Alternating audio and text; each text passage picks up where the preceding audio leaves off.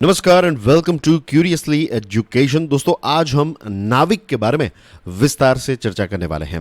What is नाविक? नाविक का मतलब है, यानी कि इसका फुल फॉर्म है navigation with Indian constellation, that is नाविक।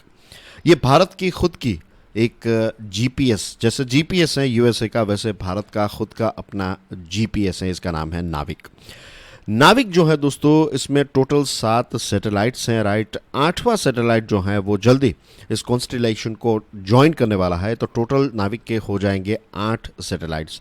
और ये 8 सैटेलाइट्स या फिर अभी जो 7 सैटेलाइट्स हैं, इनको कहते हैं IRNSS, यानी कि Indian regional navigation satellite system. ये न्यूज़ में क्यों है? देखिए, नाविक जो है ये तो 2018 से ऑपरेशन में है।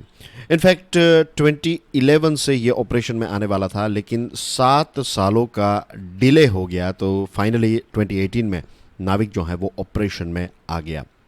अब भारत सरकार जो है वो ये चाहती है कि नाविक, जैसे गूगल का जो मैप है वो हर एक स्मार्टफोन में आता है, तो भारत सरकार चाहती है कि स्मार्टफोन मैन्युफैक्चरर्स जो हैं वो नाविक को भी स्मार्टफोन्स में ऐड करें। इसके लिए सरकार ने कोई डेडलाइन तो नहीं दी है, लेकिन सरकार ने कहा है कि 2025 तक जितने भी स्मार्टफोन्स हमारे देश में पैदा किए जाएंगे, या फिर आप हमारे देश में स्मार्टफोन्स जो हैं वो बेचना चाहते हैं, तो इसके अंदर नाविक आना चाहिए। This is the main reason कि ये न्यूज़ में है और आज हम इसको डिस्कस कर रहे हैं। अब अगर स्मार्टफोन्स के अंदर नाविक को ऐड करना है, तो स्मार्टफोन का जो हार्डवेयर है उसमें एक बदलाव जो है वो करना पड़ेगा। कंपनीज जो हैं उनको एक नई सिस्टम, एक नया हार्डवेयर इसमें ऐड करना पड़ेगा स्मार्टफोन में, और इसकी वजह से स्मार्टफोन की जो कीमत है वो थोड़ी और ज़्यादा बढ़ सकती है। कंपनीज इस चीज़ को लेकर खुश तो नहीं है, लेकिन उनको कंप्लाई तो करना ही पड़ेगा।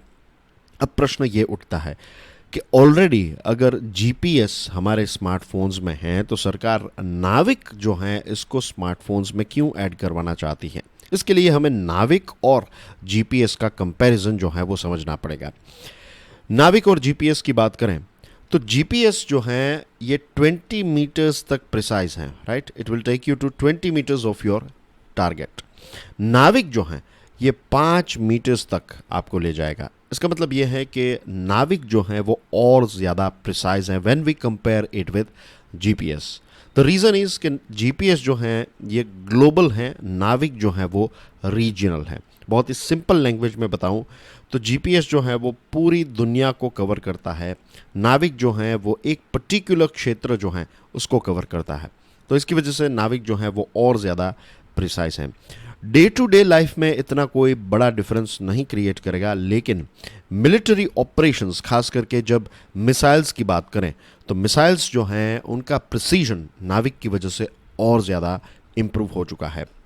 नाविक वर्सेस जीपीएस के कुछ और पॉइंट्स अगर हम ऐड करें, जैसे मैंने आपको बताया कि जीपीएस इज़ ग्लोबल, नाविक इज़ रीजनल।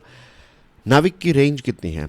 भारत की जो बॉर्डर्स हैं, तो बॉर्डर्स से 1500 किलोमीटर, यानी कि आप समझ लीजिए पूरा का पूरा ये जो सार्क रीजन है, यानी कि south Asian association of regional cooperation, तो लगभग ये पूरा सार्क रीजन जो है, इसमें पाकिस्तान का पार्ट्स आ गया, अफगानिस्तान का कुछ पार्ट आ गया, श्रीलंका, भूटान, नेपाल, मालदीव्स, ये सारा क्षेत्र जो है वो नाविक कवर कर लेता है।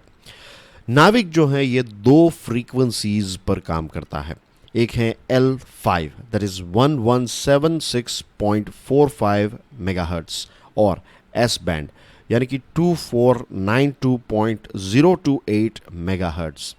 अब इसका फ़ायदा ये है कि ये 2 फ्रीक्वेंसीज की वजह से अगर कोई एटमॉस्फेरिक एरर्स भी हैं, तो नाविक जो है वो इस चीज़ को कवर कर लेता है, इस चीज़ को करेक्ट कर लेता है। जीपीएस जो है वो ये चीज़ नहीं कर पाता है।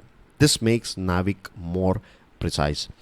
कंपनीज जो हैं, स्मार्टफोन कंपनीज ये कह रही हैं कि हमें L5 नहीं, L1, जो अभी L1 यूज़ कर रहा है जीपीएस, तो यही चीज़ जो है वो हम यूज़ कर सके तो it will be much easier. हमें हार्डवेयर में कोई बदलाव जो है वो नहीं करना पड़ेगा।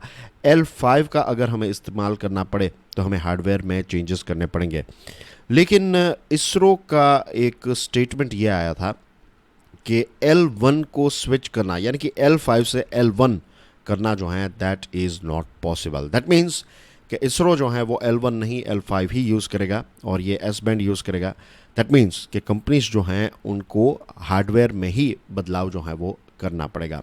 और ये दो फ्रीक्वेंसीज़ की वजह से और एटमॉस्फेरिक एरर्स जो हैं वो नाविक करेक्ट कर लेता है, इसकी वजह से इसका जो अप टाइम है ये GPS से अच्छा रहता है।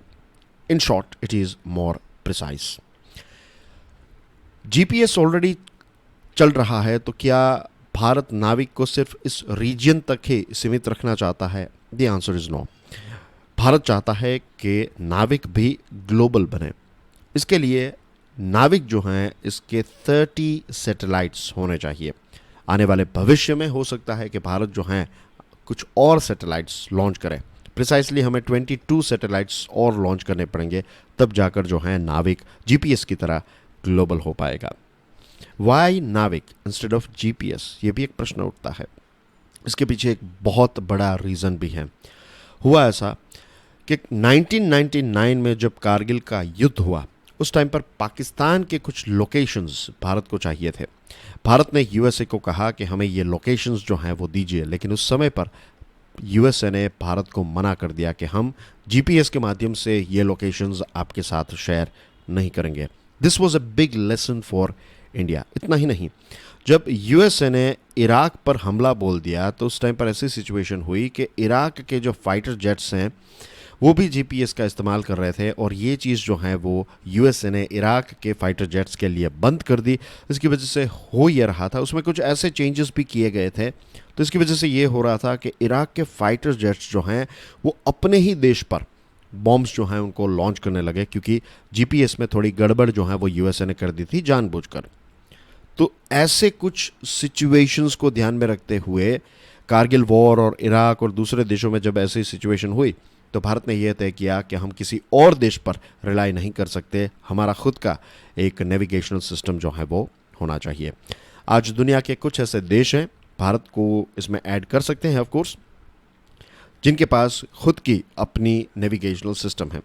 USA का GPS है, यूरोप का जो GPS है उनका नाम है गैलीलियो, रशिया की नेविगेशन सिस्टम का नाम है ग्लोनास, चाइना के पास भी हैं, इसका नाम है बेइडो, और जापान का जो है इसका नाम है QZSS।